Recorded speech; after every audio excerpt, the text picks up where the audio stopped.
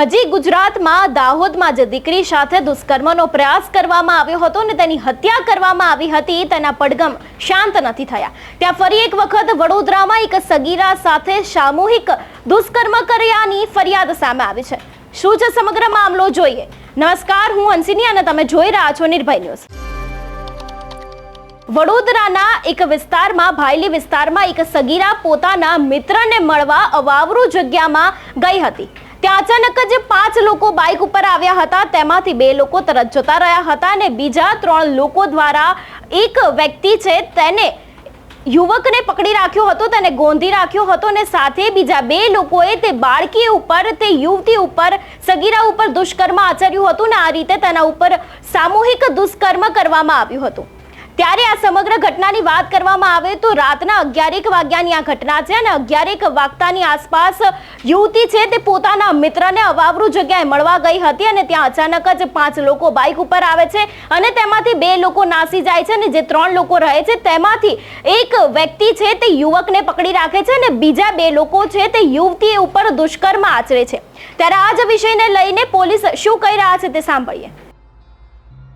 आज वહેલી સવારે સેક્સ્યુઅલ અસોલ્ટની ઘટના ધ્યાનમાં આવેલ હતી અને એમાં પીડિતા પોલીસ સ્ટેશન પહોંચી હતી અને એમણે જણાવ્યા મુજબ પીડિતા આપના પુરુષ મિત્રને મળવા માટે લક્ષ્મીપુરા વિસ્તારમાં આશરે 11-11:15 આસપાસ ગઈ હતી અને ત્યાંથી એ લોકો, એનો જો મિત્ર હતા એની સ્કૂટી ઉપર એ લોકો ભાયલી ટીપી વિસ્તારમાં આવ્યા હતા. પીડિતા અને મિત્ર બંને માઇનર્સ છે અને ત્યાં આશરે 12 વાગ્યા આસપાસ જ્યારે એ લોકો ડિવાઈડર ઉપર બેસા હતા, વાતો કરતા હતા તો 2 ગાડી ઉપર 5 જેટલા લોકો આ વિસ્તારમાં આવ્યા હતા અને એ લોકો સાથે અભદ્ર ભાષામાં વાતચીત કરી હતી.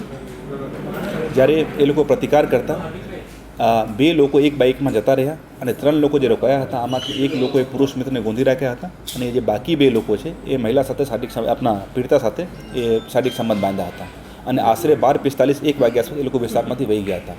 પછી પીડિતા અને એમનો મિત્ર પોલીસનો સંપર્ક કર્યા હતા. પોલીસ ટીમ ત્યાં પહોંચી પણ હતી અને સ્પોટને કોર્ડન કર્યા હતા. એફએસએલ ટીમ બોલાવી હતી અને પીડિતાનો સૌથી પહેલાં સંયત કરવામાં આવ્યા હતા અને એનો શાંત થયેથી આખું ઘટનાની વિવેચના એમની પાસેથી મેળવીને પછી ફરિયાદ દાખલ કરાવવાની પણ પ્રોસેસ આગળ કરવામાં આવી હતી.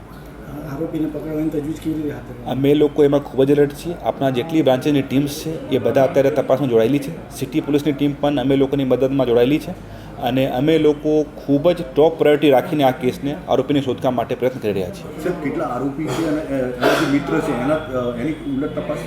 મેં આપને જો વાત કરી, ટોટલ 5 લોકો હતા જેમાં 2નો તો બહુ માઇનર રોલ છે. એ લોકો 2-5 મિનિટ પછી નીકળી ગયા હતા.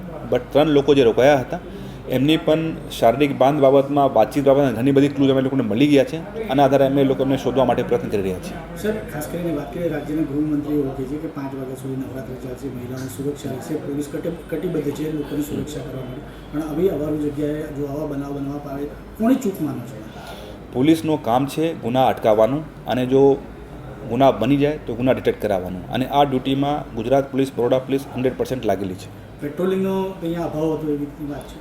પેટ્રોલિંગનો સ્કીમ બનેલી છે અને બનાવેલી સ્કીમ મુજબ, ટ્રાફિકનો મૂવમેન્ટ મુજબ, પબ્લિકની અવરજવર મુજબ ટ્રાફિક બંદોબસ્ત સ્કીમ ગોઠવાયેલી હતી અને આ મુજબ પોલીસ કામ પણ કરી રહી છે. સ્થાનિકોનો આક્ષેપ છે કે આ અવારું જગ્યા ઉપર ઘણીવાર આવી રીતના લોકો આવે છે અને અહીંયા તે લોકો પોતાના અગર એવું કાંઈ છે તો અમે લોકો definitely we will take action. કેટલું ચેલેન્જિંગ રહેશે?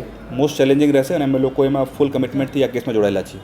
અત્યાર સુધી જે પ્રમાણે નવરાત્રિનો માહોલ છે, તાલુકા પોલીસની કેટલી ટીમો છે જે અત્યારે તાલુકામાં જે નવરાત્રિ, એ બધી ડિટેલ્સ મારી પાસે છે, મેં આપને શેર કરી નાખીશ. ભાયલી ગામે રોડ ઉપર બનાવ બનેલો છે. અહીંયા સર સામે રોડ ઉપર બનાવ બનેલો છે અને તપાસ ચાલુ છે.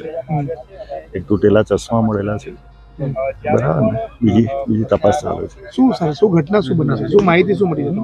હા, એટલે એક બળાત્કાર જેવું થયેલું છે, માહિતી મળે છે. અહીંયા શું પુષ્ટિ કે થઈ છે, ગેંગરેપની કે રેપની? ના, એ હજુ તપાસ ચાલુ છે. એ મેડિકલ થશે ને પછી. એફએસએલ શું તપાસ કરી? અહીંયા બનાવ સ્થળે જે કંઈ એવિડન્સ હોય તે કલેક્ટ કરી. સેમ્પલ શું કલેક્ટ કર્યા છે? કેટલા સેમ્પલ કલેક્ટ કર્યા છે? હજુ બધું ચાલુ છે.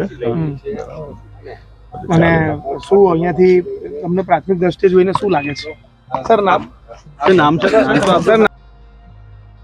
ત્યારે હજી દાહોદમાં જે દીકરી સાથે દુષ્કર્મ કરવાનો પ્રયાસ કરવામાં આવ્યો હતો ને તે બાદ વડોદરામાં પણ અનેક દુષ્કર્મની ઘટના થોડાક જ સમયમાં સામે આવી છે. તેવામાં ફરી એક વખત વડોદરામાં દીકરી સાથે સામૂહિક દુષ્કર્મ કરવામાં આવ્યું હતું ને 2 લોકોએ દીકરી સાથે અવાવરૂ જગ્યામાં દુષ્કર્મ આચર્યું હતું અને તેની સાથે તેનો જે મિત્ર હતો તેને પકડી રાખવામાં આવ્યો હતો, તેને ગોંધી રાખવામાં આવ્યો હતો ને આવી રીતે 5 લોકો આવ્યા હતા. તેમાંથી 2 લોકો બાઇક લઈને જતા રહ્યા હતા અને 3 લોકો ત્યાં રહ્યા હતા. તેમાંથી એક વ્યક્તિએ તે યુવકને પકડી રાખ્યો હતો અને બીજા 2 લોકો છે તેમને સામૂહિક દુષ્કર્મ તે યુવતી સાથે આચર્યો હતો.